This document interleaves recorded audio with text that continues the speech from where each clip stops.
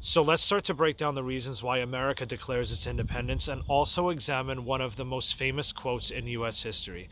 My AP US history class is in this perfect place where we really get to start to look at why America declares independence and the real long-term causes of the American Civil War.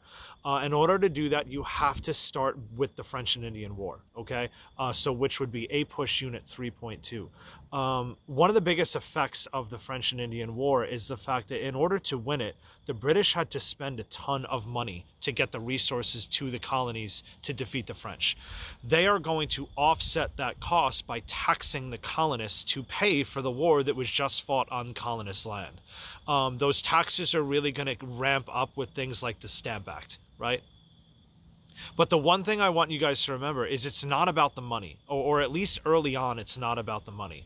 It's about the principle of why that money is being displaced onto the colonists. And for that, we take a look at the most famous quote in US history, or arguably one of the most famous quotes by James Otis, and it's the no taxation without representation. And we have a lot of things going on there, right?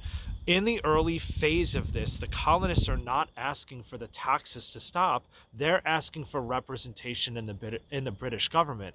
And in the full quote, which I'll kind of pin below in the description, he is talking not about just representation, but he's got such an enlightened principle in that quote. He's talking about the colonists as freed men, right? And that is their right to have a representative there to represent their needs in the British Parliament, right? So you've got this really cool kind of effect of the Enlightenment, the effect of the French and Indian War, and how that's all kind of planting seeds in the colonies, right? And as that tension is growing in the colonies and how the British are not meeting that demand of representation, the tension grows and grows and grows, and the taxes grow and grow and grow until it's not repairable anymore. And that's where the Sons of Liberty and propaganda start to come into play. But again, to really break down that early cause, you have to understand taxation without representation, and you have to understand the effect of both the Enlightenment and the French and Indian War. Hope that helped. See ya.